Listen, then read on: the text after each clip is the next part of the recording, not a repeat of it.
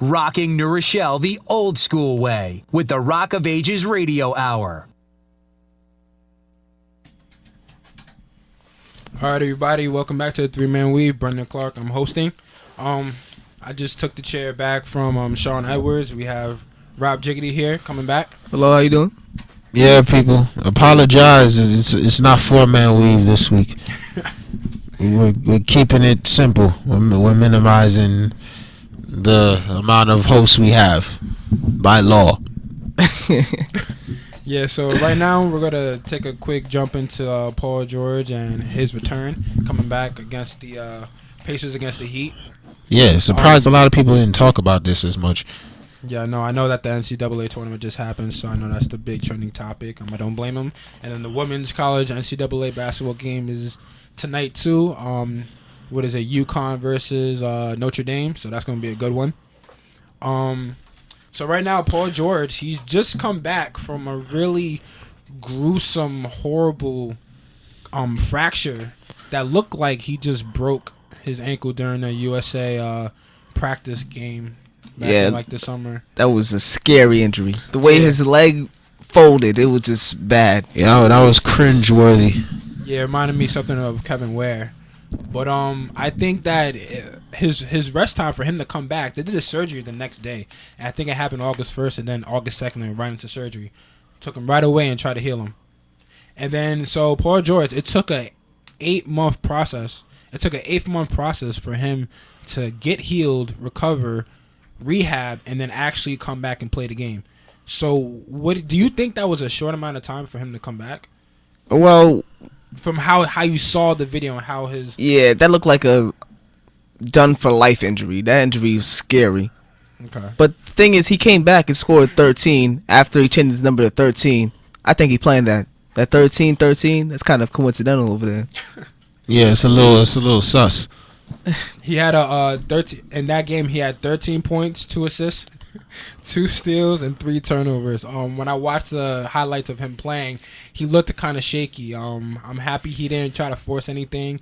I didn't see the game entirely for him to see how he went around on the court. I remember him going for a fast break. And I remember him thinking, I was thinking to myself, please do not try to dunk the ball. And I'm happy he went for a layup. Even though he missed it, I was happy that he was able to laugh it off and just be like, all right, I'm just coming back. I'm healing. So this is not a big issue for me right now. I think Paul George is a great asset for the team. He's the face of the franchise after Danny Granger.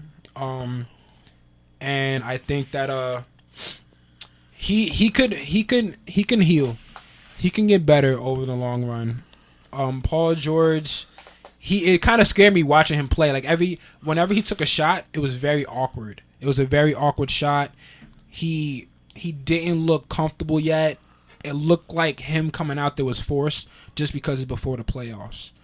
I don't know. I feel like he should have stayed out the season, done a little bit more. Whenever he landed after a shot, it was very awkward. He looked like he was playing street ball, where he would lean to the side a little bit, like a little fadeaway.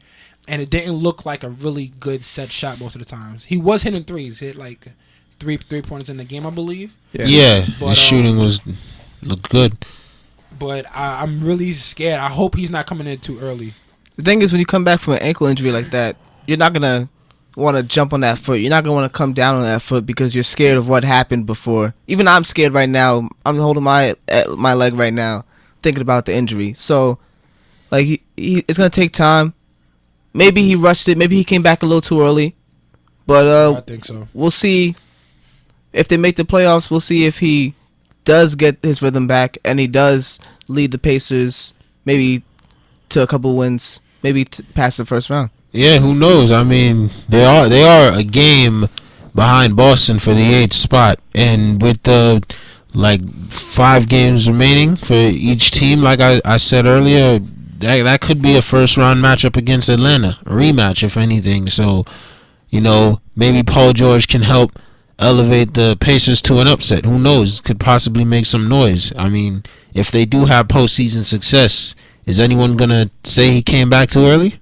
No. All right, so for one quick and last question before we head out, it's coming to the end of our time. So do you think that Paul George coming back is just so they can get be in the playoff picture, or just so he can get a little bit warmed up and have that just to say he was in the playoffs, like, oh, just one extra year. Like I don't. For me, I don't see the point. I think he just sit out. I mean, Kevin Durant, he didn't come back, and I'm happy about that.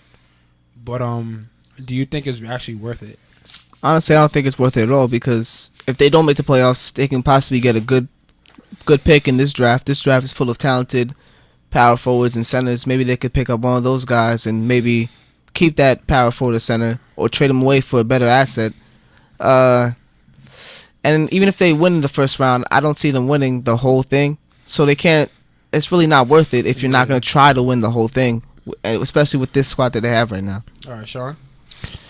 I would say, from a realistic standpoint and long-term standpoint, I would have to agree with both of you in terms of it not really yielding, the long-term results, the ultimate end-game goal, which is to capture that championship. Realistically, even with Paul George coming back and playing and giving his all, they could do so much, make so much noise as it is. You know what I mean? I could give them an upset, some sort of a shock, but nothing close to getting through the Eastern Conference in the long haul, especially with Cleveland and Chicago, with Rose returning, and teams such as Toronto and Washington out there that are in the playoff mix. But in terms of it being a sign for the team and him being the face of that franchise, sending a message, I think it was right. And it couldn't have been better from that standpoint. He wants to show, being that he's a franchise guy in the face, that I'm a warrior and I'm fighting back and I'm coming, I'm rebounding, and let this be a sign for all of you. You know what I mean? It's somewhat uplifting, and I feel like it'll translate to all the members of the team. Yeah, I think that added factor of hope is really what like the fan base and the whole team needed. Yeah, exactly. Like what you said. Yeah, that is true. It does give a little spark, just to show that he's there and that he's healthy, he's ready, he's looking good, and he's ready for next season. I think that would be a good way to end off, seeing that point of view, having the game at home. It's a good atmosphere to have, But I think that for now we're gonna end it off. For next time we're gonna capped off on maybe NCAA and just who can go for the draft. That might be the next big topic coming up because, college players are done. And now it's like, all right, who's going to that next step to be as an NBA player and have that jersey on their back and really, play for a franchise, and who would play for the Knicks. That would be an interesting thing to see. Yep. But, yeah, so in due time, I'm Brendan Clark here with Rob Jiggity and Sean Edwards. And we'll be here next time on 3 Man Weave. Sayonara. Bye. Adios. We in the building.